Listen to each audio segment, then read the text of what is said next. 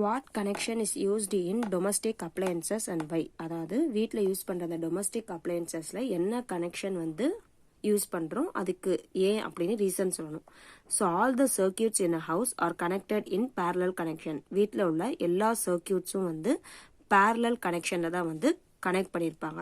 ஏன் அப்படின்னு அதுக்கு ரீசன் நம்ம சொல்ல போகிறோம். ஸோ தட் அப்படின்னா தான் disconnection of one circuit does not affect the others.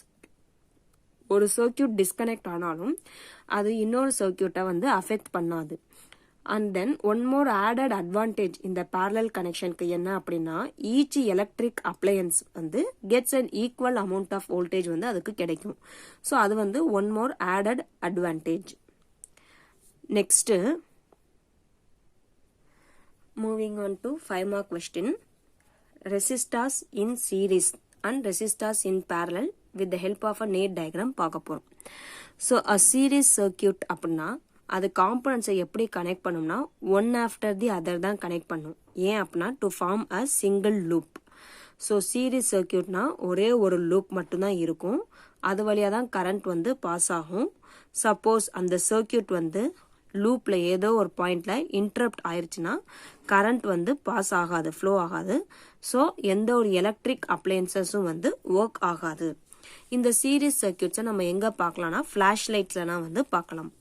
So if resistors are connected end to end, ரெசிஸ்டர்ஸை வந்து கனெக்ட் பண்ணியிருக்காங்க end to end, same amount of current வந்து ஒவ்வொரு ரெசிஸ்டர் வழியும் பாஸ் ஆச்சு அப்படின்னா தென் அந்த மாதிரி சீரீஸ் கனெக்ஷனை வந்து சீரீஸ் கனெக்ஷன் நம்ம சொல்லலாம்.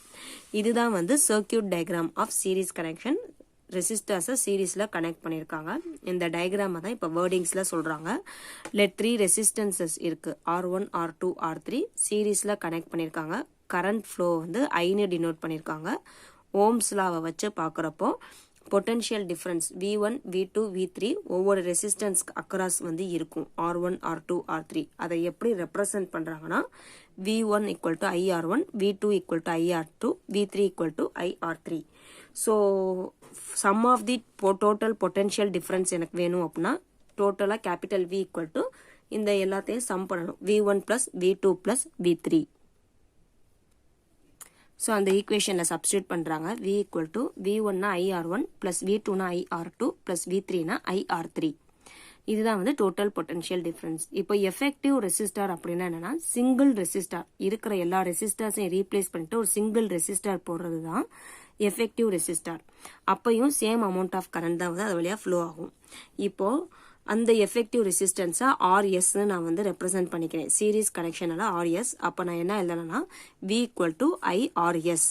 இப்போ இந்த ஈக்குவேஷனை கம்பைன் பண்ணுறேன். லெஃப்ட் ஹேண்ட் சைடு ஈக்குவலாக இருக்கனால ஈக்குவேட் பண்ணுறேன் right hand side. IRS equal to IR1 plus IR2 plus IR3. I காமனாக இருக்குது. ஸோ காமனாக எடுத்து கேன்சல் பண்ணிடலாம்.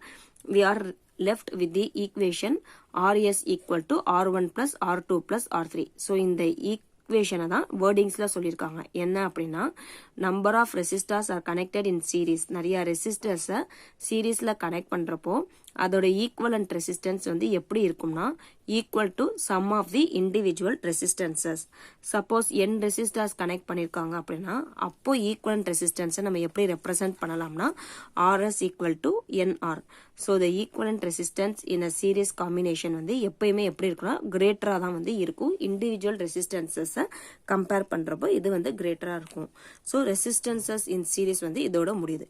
நெக்ஸ்ட் ரெசிஸ்டன்சஸ் இன் பேரலல்னு பார்க்குறப்போ சீரீஸ்க்கு அப்படியே ஆப்போசிட்டாக இங்கே சொல்லியிருப்பாங்க. பேரலல் சர்க்கியூட்டில் 2 or more லூப்ஸ் வந்து இருக்கும். அது வழியாக தான் கரண்ட் பாஸ் ஆகும். ஸோ ஏதோ ஒரு லூப்பில் சர்க்கியூட் டிஸ்கனெக்ட் ஆனாலும் கரண்ட் வந்து பாஸ் ஆகிட்டே தான் இருக்கும். ஏன்னா நிறைய லூப் இருக்கிறனால அதர் லூப் வழியாக அது வந்து பாஸ் ஆகிட்டே இருக்கும். ஸோ வீட்டில் ஒரு நம்ம வயரிங்லாம் கொடுத்துருப்போம்ல ஹவுஸில், அதெல்லாம் வந்து பேரலல் சர்க்கியூட்ஸ்லனால தான் ஆயிருக்கு. இதுதான் வந்து பேரலல் கனெக்ஷன் ஆஃப் ரெசிஸ்டர்ஸோட சர்க்கியூட் டயக்ராம்ஸ். இப்போ இதை வந்து வேர்டிங்ஸில் எழுதுறாங்க. கன்சிடர் 3 ரெசிஸ்டர்ஸ் இருக்கு, R1 R2 R3 connected across 2 common points A and B. இதுதான் AB. ஸோ 2 காமன் பாயிண்ட் அந்த மாதிரி கனெக்ட் பண்ணியிருக்காங்க. பொட்டன்ஷியல் டிஃப்ரென்ஸ் வந்து எப்படி இருக்கும் அப்படின்னா ஒவ்வொரு ரெசிஸ்டர்ஸ்க்கும் அக்ராஸாக இருக்கிறது ஈக்குவலாக இருக்கும், சேமாகவும் இருக்கும். அது எதுக்கு ஈக்குவலாக இருக்கும்னா potential difference between A and Bக்கு நடுவில் இருக்க பொட்டன்ஷியல் டிஃப்ரென்ஸ்க்கு ஈக்குவலாக இருக்கும். அந்த பொட்டன்ஷியல் டிஃபரன்ஸை நம்ம வோல்ட் மீட்டரை வச்சு மெஷர் பண்ணுவோம். அதனால தான் இதுலேருந்து வோல்ட் மீட்டர் கனெக்ட் பண்ணியிருப்பாங்க. கரண்ட் ஐ வந்து ஏல ஸ்டார்ட் ஆகுது, ஏன்ற பாயிண்ட்ல ஸ்டார்ட் ஆகிற கரண்ட் வந்து 3 பிரான்ச்சஸாக பிரிஞ்சு I1 I2 I3ன்னு R1 R2 R3க்கு போய் ரீச் ஆகுது. ஸோ ஓம்ஸ்லா வச்சு பார்க்குறப்ப I1 equal to V by R1, I2 equal to V by R2, I3 equal to V by R3. Total கரண்ட்னா I equal to I1 plus I2 plus I3. So அதை I1 I2 I3யை வந்து substitute பண்ணுறாங்க அதோட வேல்யூவை. Next வந்து ஒரு resistor எல்லா இப்போ வந்து ரெஃபெக்டிவ் ரெசிஸ்டன்ஸை ஆர்பின்னு வைக்கிறாங்க. So I equal to V by ஆர்பின்னு நம்ம வந்து வச்சுக்கலாம். இப்போ லெஃப்ட் ஹேண்ட் சைடு ஈக்குவலாக இருக்கனால ரைட் ஹேண்ட் சைடை ஈக்குவேட் பண்ணுறோம். V by RP equal to V by R1 plus V by R2 plus V by R3. So V காமனாக இருக்கனால காமனாக எடுத்து கேன்சலேட் பண்ணிட்டா 1 by RP equal to 1 by R1 plus 1 by R2 plus 1 by R3. So அந்த எக்ஸ்பிரஷனை இப்போ வேர்டிங்ஸில் சொல்கிறாங்க. நம்பர் ஆஃப் ரெசிஸ்டர்ஸ் வந்து பேரலாக கனெக்ட் பண்ணியிருப்போம். Sum of the reciprocal of individual resistance வந்து எதுக்கு ஈக்குவல்னா ரெசிப்ரோக்கல் ஆஃப் எஃபெக்டிவ் ரெசிஸ்டன்ஸ்க்கு ஈக்குவல். n ரெசிஸ்டர்ஸ் வந்து கனெக்ட் பண்ணியிருந்தோம்னா அப்போ எப்படி நம்ம எழுதலாம்னா R பை N போட்டுட்டு 1 by RP equal to N by R. So RP வேணா R by N. So equivalent resistance வந்து பேரலல் காம்பினேஷன் எப்பயும் எப்படி இருக்குன்னா லெஸ்ஸாக இருக்கும் when compared to individual resistances.